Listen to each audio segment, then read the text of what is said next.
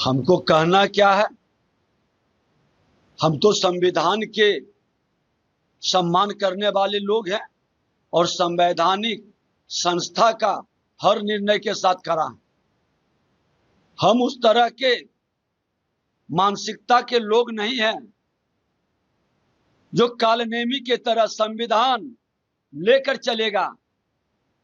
संविधान ही मेरा राम है, मेरा राम राज्य है, मेरा सुशासन है। संविधान के नियमों से ही शासन चलती है।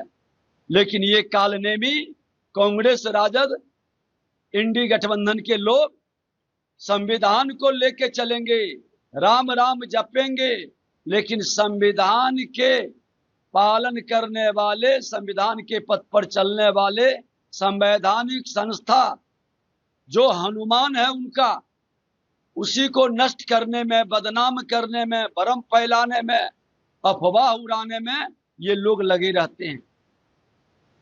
चुनाव आयोग जो भी निर्णय लेगा संविधान के अनुकूल लेगा, जनता के हित में लेगा। हम हमेशा उसके समर्थन में खड़े।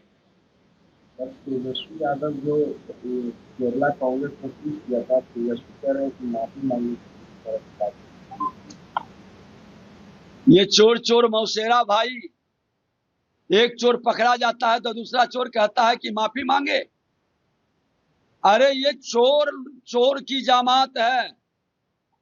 इंडी गठबंधन कांग्रेस राजद चोरों की जमात है और चोर मचाए शोर, चोर बोले जोर से। ये चोर कांग्रेस के लोग ने बिहार को बदनाम किया। स्टालिन और रेड्डी के लिए तेजस्वी यादव माफी मांगेगा? जो बिहारी को गाली बनाया, बिहार को बदनाम किया, वो कहेगा कांग्रेस माफी मांगे, कांग्रेस कहेगा राजद माफी मांगे। नौटंकी कर रहे हैं। अरे बिहार की जनता को बदनाम करने वाला दोहरा चरित्र नहीं चलेगा बिहार में। ये सब सोना का चम्मच लेके जन्म लिया, अनुकंपा की राजनीति कर रहा है, इसलिए बस बहानाबाजी और ड्रामेबाजी करेगा। दुखद दुर्भाग्यपूर्ण है। अशोक स्तंभ हमारे राष्ट्र का गौरव है। राष्ट्र ध्वज और अशोक स्तंभ, ये चिन्ह, ये प्रतीक पर कोई प्रश्न उठाया। वक्फ बोर्ड के बोर्ड पर अगर जो खंडित करता है, इसकी मंशा झलकती है। ये कांग्रेस और नेशनल कॉन्फ्रेंस के लोग किस तरह से इस तरह के मानसिकता को पोषित करता है। माफी मांगना चाहिए, कार्रवाई करनी चाहिए, लेकिन दुखद दुर्भाग्य है कि ये लोग मौन रहेंगे। केरला में गाली दे बिहारी को, या तमिलनाडु में या हेमंत रेड्डी बोले, ये कुछ नहीं बोलेंगे, क्योंकि सत्ता के लिए समझौता करके ये तुष्टीकरण की पराकाष्ठा पर पहुंचे हुए लोग हैं। अरे अशोक स्तंभ भी बिहार का प्रतीक है। बिहारी को गाली दिया, बिहारी को बदनाम किया, बिहारी के बारे में कैसी कैसी तुलनात्मक बातें की। अब बिहार के जो गौरवशाली इतिहास को देश ने स्वीकारा, बाबा भीमराव अंबेडकर ने स्वीकारे, डॉक्टर राजेंद्र बाबू ने स्वीकारे, पूरे देश को संविधान निर्माताओं ने स्वीकारा, उस पर प्रश्न चिन्ह उठा रहे हो। ऐसे लोग को माफी के लायक नहीं, हर हाल में कार्रवाई होनी चाहिए। ये देश के गद्दार हैं और गद्दार कभी स्वीकार नहीं।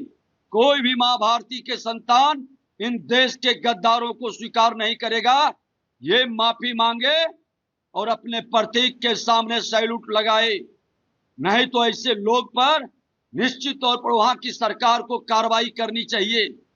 ये मानसिकता राष्ट्र के प्रति गद्दारी है।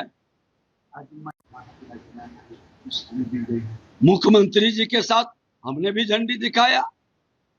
गौरवान्वित होते हैं कि हमारा देश के प्रधानमंत्री नरेंद्र मोदी जी, बिहार के मुख्यमंत्री जी नारी शक्ति का वंदन, अभिनंदन, और उनके शक्ति को बढ़ाने के लिए जो वो कार्य कर रहे हैं, आज 50% आरक्षण से लेके 1/3 आरक्षण तक, आज सत्ता में भागीदारी की व्यवस्था, आज उनके रोजगार के अवसर का एक नया द्वार खोला गया।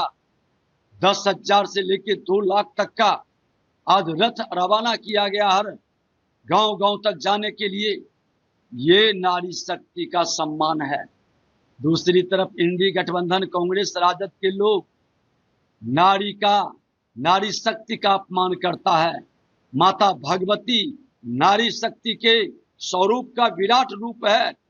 और जब जब असुर प्रवृत्ति के लोग नारी को कमजोर समझा है, नारी का अपमान किया है, महिषासुर मर्दनी की तरह माता अपने शक्ति का प्रदर्शन किया है। इसलिए इंडी गठबंधन के लोग जो स्वर्गीय प्रधानमंत्री मोदी जी के माता जी को गाली बका, कई नारियों के बारे में अपभ्रंश बोला, माफी मांगे, नहीं तो इनका मर्दन निश्चित है। ये देश की जनता माता की शक्ति के आराध इनको सजा जरूर देंगी। सरकार ने बिहार के 2 पीढ़ियों को जीवन बर्बाद किया। तेजस्वी यादव ने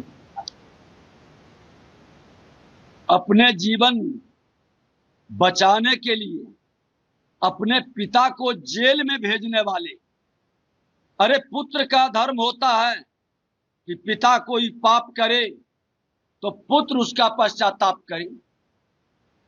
इनके पिताजी जो अकूत संपत्ति भ्रष्टाचार से कमाए, जिसके कारण बार बार जेल जाना पड़ता है, और उम्र के अंतिम पड़ाव में जो उनको बार बार फजीहत हो रही है, उसका पश्चाताप कि वो सारे अवैध कमाई जनता का था, जनता को सुपुर्द कर दे, सरकार के खजाने में डाल दे, तब पुत्र धर्म का निर्वाहन होता।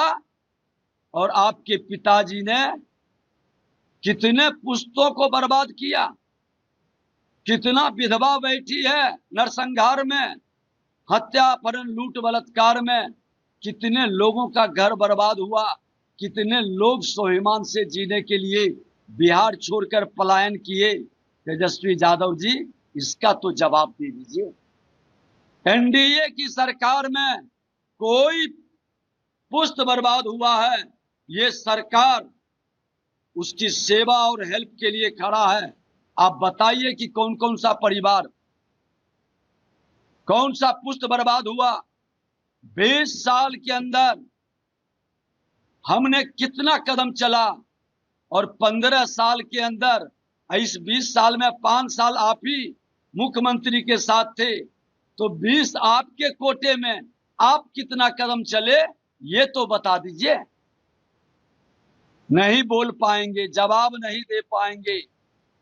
पुत्र धर्म निभाइए, और बिहारी बनना चाहते हैं तो पश्चाताप के लिए अवैध संपत्ति खजाना में जमा करिए। अगर आप ये वीडियो YouTube पर देख रहे हैं तो हमारे चैनल को सब्सक्राइब कर बेल आइकन दबाएं, और Facebook पर देख रहे हैं तो हमारे पेज को लाइक करें।